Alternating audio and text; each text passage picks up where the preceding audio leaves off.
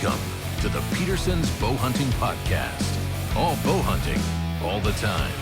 Now, here are your hosts, Editor Christian Berg and Associate Editor Mark Demko. All right, welcome back to the Bowhunting Podcast. We are all bow hunting all the time, and I'm here with my good buddy and co-host, Mr. Mark Demko. How you doing today, buddy? I am great. How are you? We're having a little bit of swing in the weather. One day it's in the 60s. Today it's beautiful. Tomorrow it's going to be in the 30s. So a little bit up and down, but it's exciting. Just a little hint of spring coming out of this pretty mild winter here in eastern Pennsylvania.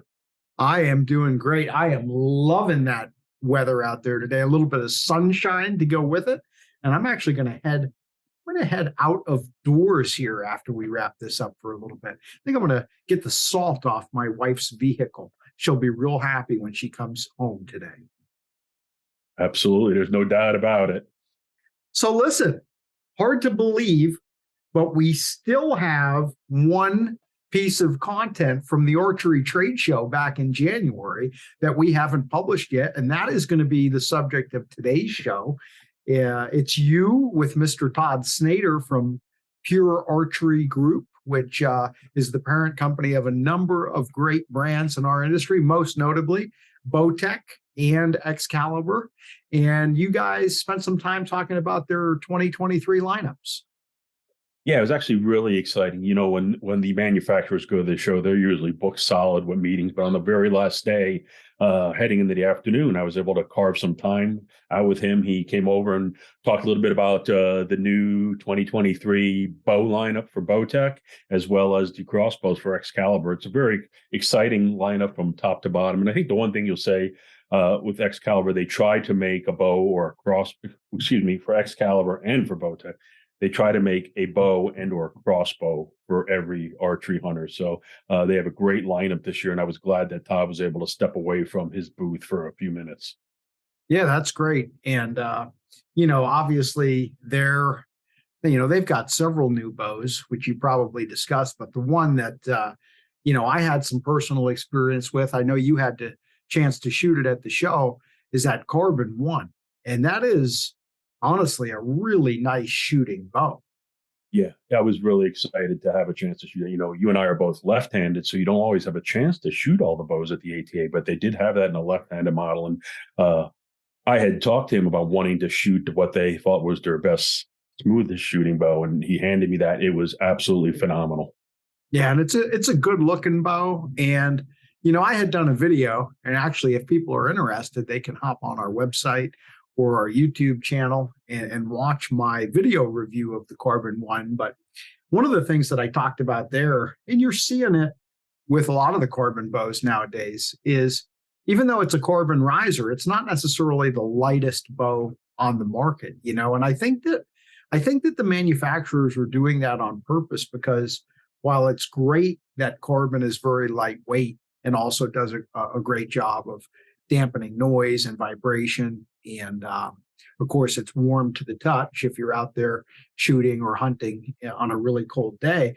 If you make a bow too light, it's pretty hard to hold steady. And I think that the manufacturers have kind of found a sweet spot. And when they build the cams and the limb pockets and other components on some of these carbon bows, they're doing it all in such a way that they're not only, they're not making the bows heavy on purpose per se. You don't want a heavy bow, but they're using those other materials to sort of balance it out and add a little bit of weight here and there, so that at the end of the day, you have all the advantages of carbon, but you also have some bows that are really stable on target. They're easy to aim and feel really good, at the shot and the follow through. So I was pretty impressed with that Carbon One. Yeah, I mean, it's just a really smooth shooting bow. And like you said, having a bow that's forgiving and also, really has that stabilization to it's really important, because, it's one thing to shoot on target, but when you're getting out there in the field and you're judging distances and you have so many other factors that come into play, you want to make sure that you're able to take aim and hit that deer, that elk, whatever, and you're confident that you're going to hit exactly where you aim. Yeah. And then, of course, you guys talked about Excalibur, and that's the crossbow line, of course. And one thing I learned at the ATA this year, which was pretty interesting, this is the 40th anniversary for Excalibur, and they've got multiple new bows as well. The one that I remember the most, because we actually did a little video while we were at the show, was one called the Wolverine, which was kind of neat because I guess the Wolverine was one of the first crossbows models that Excalibur ever produced when the company was first getting started. And so they've done a throwback and brought that name back. And so they got a really kind of modern, high performance crossbow, but it's got the mossy oak bottomland camo, which gives it kind of a retro feel. And it's got some wooden, hardwood inlays that give it kind of a old school, almost like a classic firearms kind of look. So that was neat. And I know they've got several other new models as well. Yeah, they have 3 new crossbow models this year. The other one that comes to my mind is the Assassin Extreme. It's the next version in their Assassin line, and that bow shoots 400 feet per second. We delve into all that in the interview, but yeah, like I said when we started this conversation, it's great how they make bows and crossbows for almost any archer. Yeah, well, I'm glad you had a chance to catch up with Todd at the show. It's always, like you say, it's a crazy 3 days there, but there's an awful lot that can be done, and everybody's there if you can find a chance like you guys did. So I guess before we get to it, I know there's one thing I got to do. Is there anything else that you wanted to mention before we roll into your interview with Todd? Yeah, this might be a great opportunity, talking about Excalibur crossbows, to talk a little bit about our Crossbow Revolution magazine that we put out every spring. This year, we're expanding to 2 issues. You can get it on the newsstand. We're going to have a summer issue as well. And that covers the world of crossbows. And as you and I have been talking in a couple of the podcasts recently, when you look at bow hunters across the country, you're starting to see more and more bow hunters who are all starting to hunt with horizontal bows, especially for deer hunting. And so we're trying to expand our coverage, not only of all the crossbows, but the accessories, epic hunts that might take place for guys that are out hunting with crossbows. So we're looking forward to that. So look for it on your newsstands. We're going to have an issue that comes out in the spring and then another one that comes out in the summer. Yeah, and I'm glad you mentioned it because I almost forgot that we were going to mention that. And, of course, crossbows, Mark, it's one of those things where if you mention the mere name, especially on a podcast like this, maybe there were some people who just got really interested, and there were probably a few people who maybe got a little bit pissed off, and they're like, hey, what are you doing talking about crossbows on a bow hunting podcast?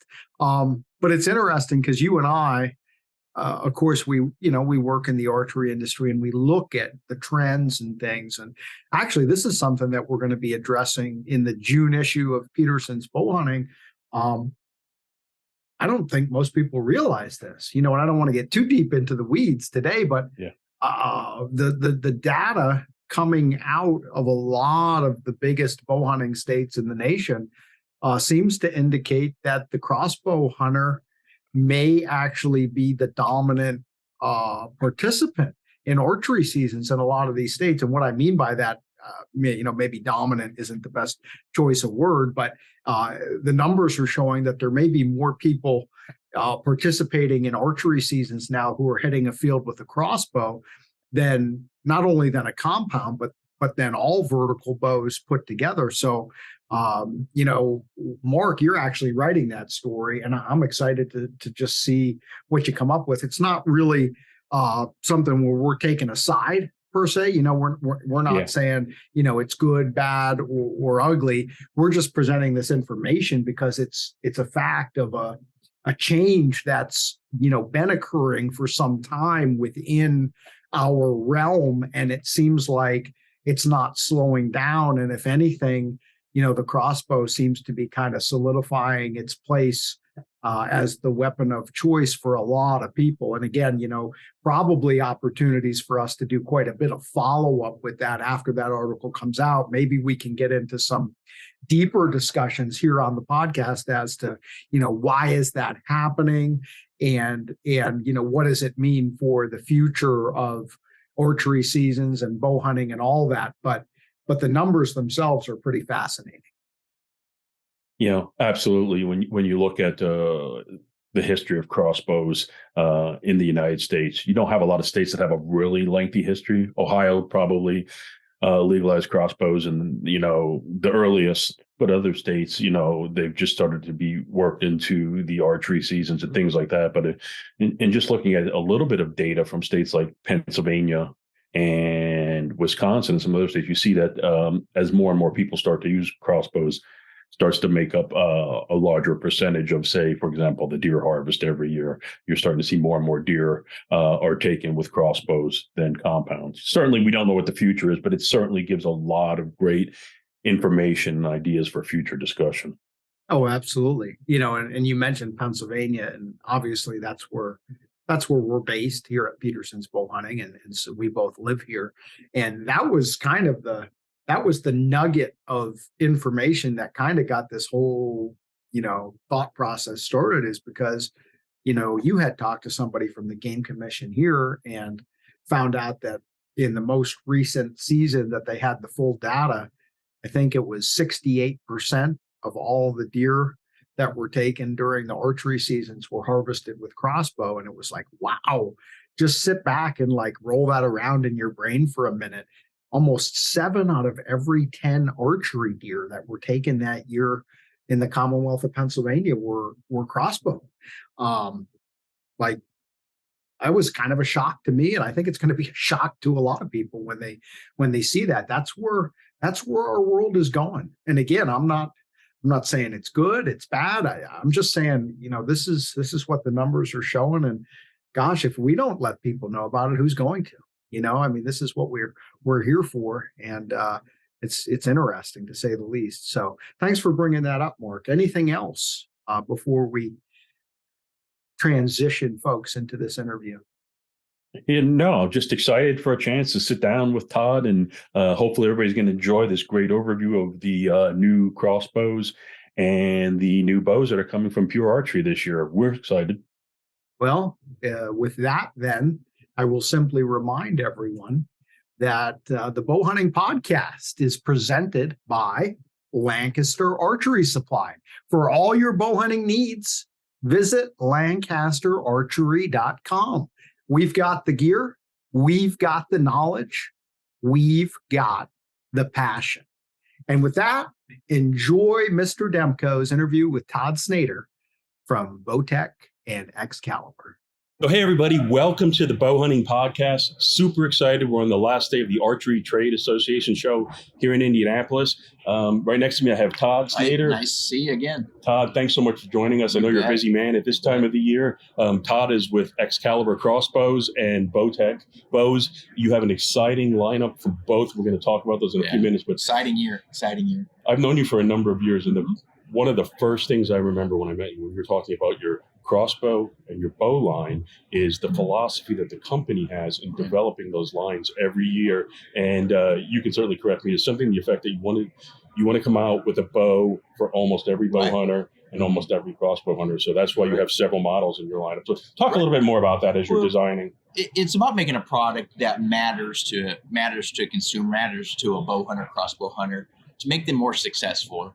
We come out with the bells and whistles and this little widget and that little widget, and in the end, it may not make a difference to the success of the hunter out there.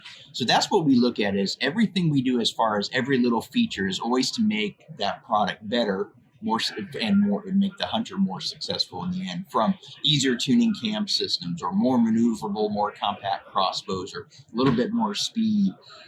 Things of that nature, a little more balance. It's always to make the bow hunter better and then more successful. Again, colors are great, or just a little weight here and there, or cutouts on a riser are great. They make things look great, but in the end, you still, that doesn't make you kill a deer any easier. Yeah, and absolutely, that's the truth of the whole matter. Mm-hmm. So, you have a great lineup of bows this year. Starting with, I believe you brought one of them with you. I did. Carbon One, your new Carbon flagship brand bow. New Carbon One. Before you jump into that, I'm going to say I shot that the other day, and one thing that's very important to me is the draw cycle and how smooth it is to shoot. That's a very smooth shooting bow. Felt great in your hand, but I'm going to let you talk about that. You bet. One thing that consumers have asked for, every time we come out with a product, a new flagship bow every year, the number one comment we get, the number one question is, when you're going to come out with a carbon deadlock cam system bow? And that's what we did this year. Several years in the development, we wanted something that, one, the consumers loved. A unique looking bow, so that's why we kind of pan in front of Mark here. A nice looking bow, something is very unique in the market. There's a lot of competitors in this space, but we wanted something that really stood out. Again, it was, we wanted to really feature-driven, benefit-driven product, deadlock cam system. It's easy for the dealer to tune. It's easy for the consumer to tune. No bow press out there. We've done a lot of cool educational videos for the consumers on how to tune with the deadlock cam system. Something goes, you're in the field and the weather changes on you, hot, cold, different locations. You don't necessarily have access to your local dealer. So you're able to make a little adjustment in camp, make a little retune. A lot of people carry a little bit of paper with them, make a makeshift paper tune, and you're back in business. You're not down a couple of days, you have to travel to your local dealer. As you mentioned, super vibration free and easy on the draw. And that's a combination you always want to have. Speed is great, but it's got to be easy to shoot. Nice smooth draw, nice comfortable draw, very well balanced. And that was our ultimate goal, to just make that combination of it's no slouch. It's a 335 feet per second bow, coupled with that smooth draw and just the lack of vibration on the shot, just dead in the hands. We do a lot with the integrated orbit dampeners. They're in line with the path of the string, so all that energy is absorbed into those orbit dampeners, and it's just dead in your hand. Yeah, now let's talk about some of the dimensions on this bow and sort of, the specs. Yeah, it's 30-inch axle to axle, so nice compact, but due to the cam size, a little larger, so it mimics more of a longer axle to axle. It gives you, another 2-inch of axle to axle or string angle, so you get the benefit of a little more axle to axle length, a little more stability. But now you have a little more compact in the tree stand, in the ground blind, even a spot and stalk hunter run and gun. 6 5/8 on the brace sight, so it gives you a good combination of forgiveness as well as speed. Great thing about it is it fits a large range of draw lengths, so 25.5 to 30.5.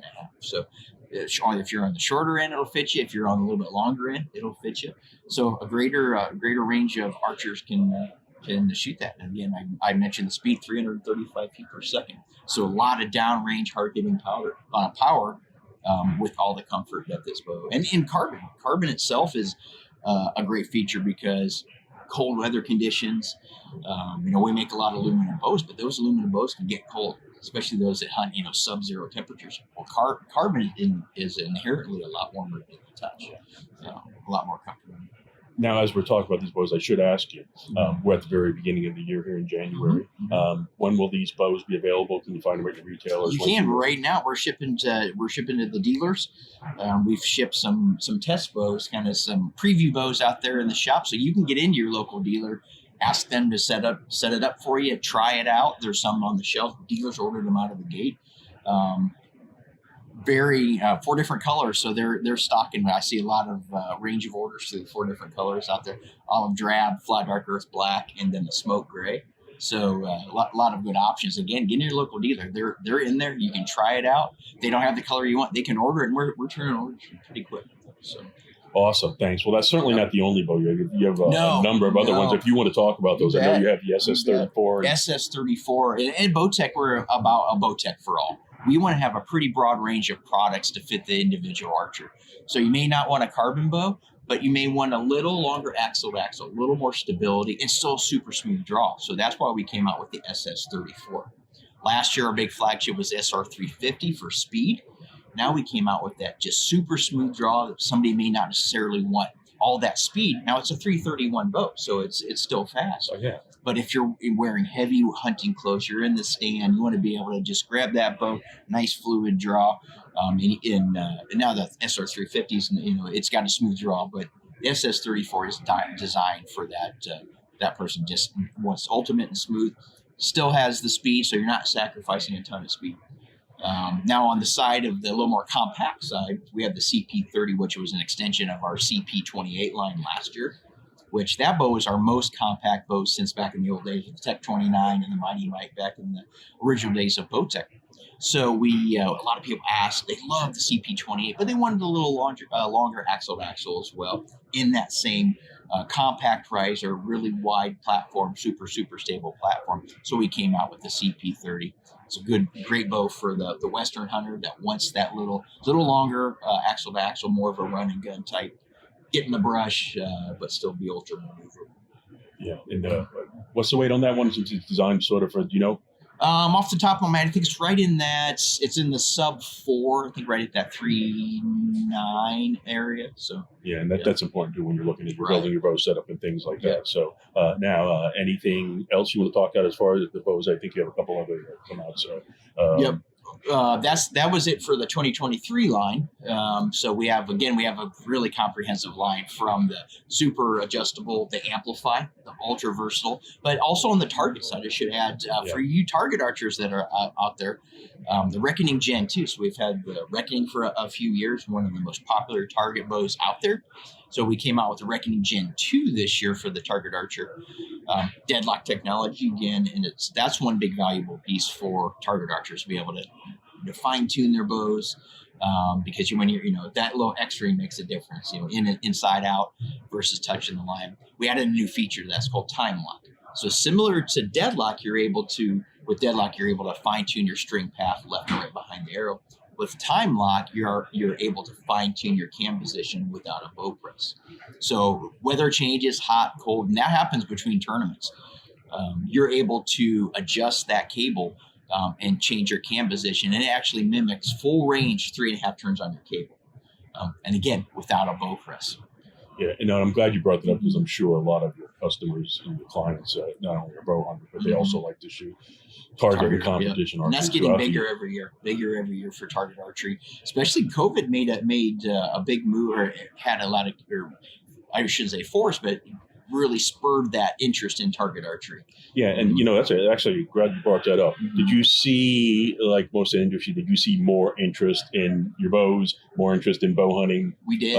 With the pandemic, and now that we're coming out of it, I'm hoping that's still strong. Absolutely. Recreational hunting, or just recreational shooting in general, but hunting, people want to get out of the house. So hunting was great. And then even on the youth side, a lot of schools were giving physical education credits for archery. Parents would sign off, they go in their backyard and shoot bows, and they were getting those credits. So that's where that art, and then at that point, a lot of families, my kids are shooting their bows, I'm going to buy bows. And it really grew our sport as a whole, our industry as a whole, which is great. Anytime we can, not just Bowtech, anytime we can get a bow in somebody's hands, that's a win.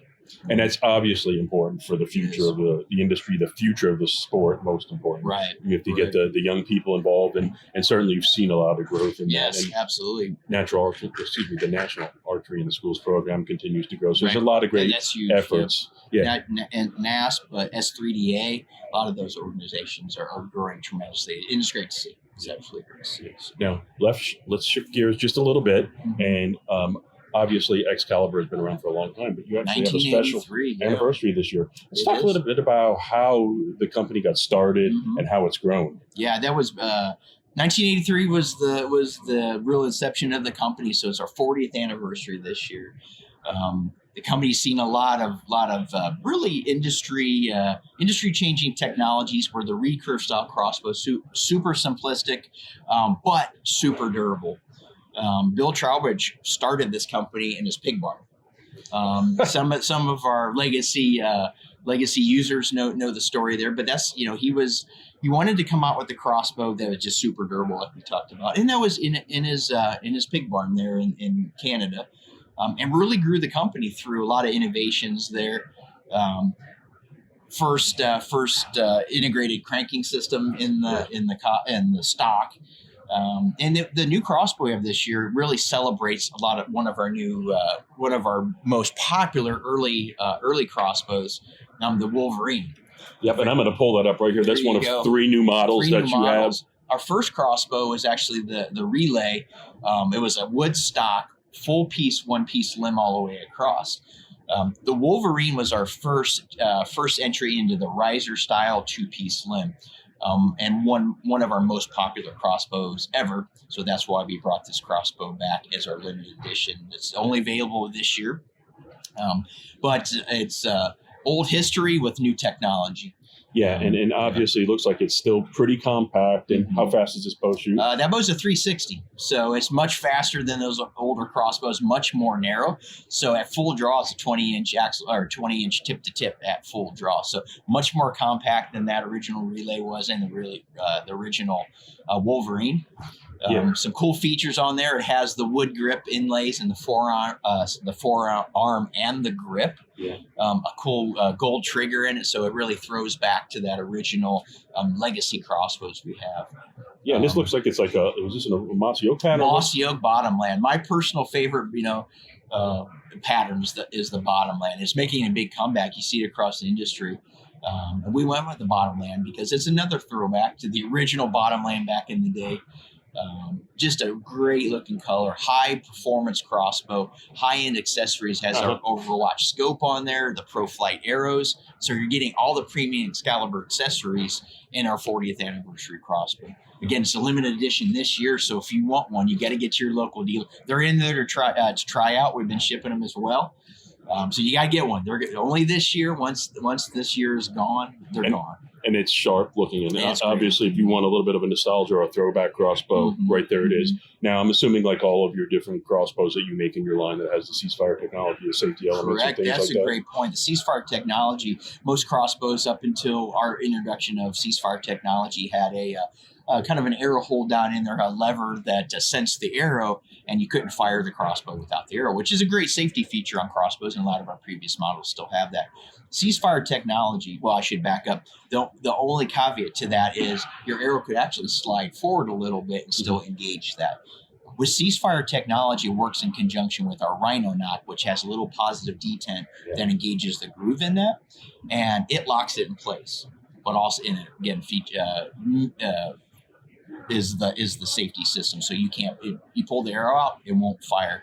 When it hits that detent, it will be all the way up the string, and it won't all the way up to the string, and it won't move.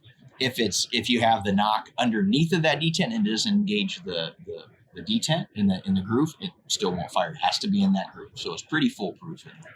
Yeah, and it's great that we talk about that, because with today's high-powered crossbows, having as many safety features as we can is so right. It's important. absolutely on that. And that's one thing a lot of people, new entrants in the crossbow, have a negative perception of crossbows. They're little, I'll admit, a little bit scared of crossbows, and this is across our industry. And those safety features go a long way. And once people start shooting our crossbows, they enjoy them, they have fun with them, and know they're a safe product, just like rifles, just like vertical bows. All those safety systems are very important. Now, you obviously have a couple other new models as well. I think you have a new Assassin. We do. New Assassin, which has been one of our most popular. We talked about the first integrated crank in a crossbow, and that was the crossbow that introduced that. This year we have the Assassin Extreme, so a little lighter weight. It has a lot of integrated features, though. Again, the integrated cranking system is still there. It has integrated stowage for the crank handle now. It has a integrated handle on the back of the stock for holding that when you're cocking it, so it's a lot more stable when you're cocking the crossbow. And it's really an evolution of that. Little lighter weight. Something in another option in there, 400 feet per second. So it's hammers. It absolutely hammers out there. So it's one of the most hard hitting crossbows out there, and it's super lightweight. And one thing I should mention too, on all of our crossbows, we have the high output limbs, and they are one of the most durable limbs out on the market there today. They're, for us, warranties are non-existent really on that limb system out there. Now you have stuff happen in the field, drops, and we can take care of that. But that limb is so durable, and that's why we're known for that in the Excalibur brand. It's just the durability and the confidence in the crossbow. Yeah, and I was going to say, very rugged, and rugged is a very positive thing. If you need something sometimes when you're hunting that can take a beating, and I would certainly say your bows stand up really, really well. And so, I think when you talk about the Excalibur bows, it's just the way you build them. Absolutely. And not only the innovation and the technology going into, but how well they can handle wear and tear Right, in and the field, wear and tear on the range. We don't want to our customers and archers, crossbow hunters. We don't want you to have any downtime in the field. Stuff happens. You might catch your string with a broadhead. You might drop the crossbow, pop the string off. The great thing about these, you're not down. You can put the string changing harness. If you cut the string, you just have an extra string. You could replace that string at the bottom of your tree stand, climb down, replace that.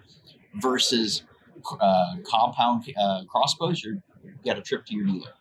Maybe some parts, some new cams that may have been bent, and that's where this is super beneficial. Our whole Excalibur brand is just the ability to extend your season, make sure you're very successful, no downtime. If something does happen, and we're all hunters, things do happen. Awesome. Things do happen. Now, I think you also have a new mic. We have part of the more. lineup. So it's the Wolverine is built on our Micro Extreme platform, so which is a new crossbow. So 360 feet per second. This is a crossbow that's going to live in the line a little bit, a few years. Extension of that Micro Series crossbow.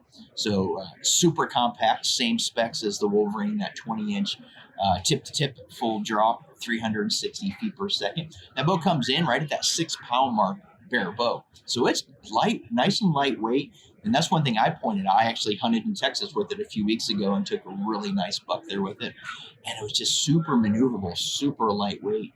As I was sighting it in, I pointed out to the team there. I'm like, I can't believe how good of a job. I can believe how good of a job they did, but they did a phenomenal job. Yeah. And for me personally, when I'm looking at a crossbow, obviously you want it to be fast and accurate, but you get to a point where how fast is too fast. Exactly.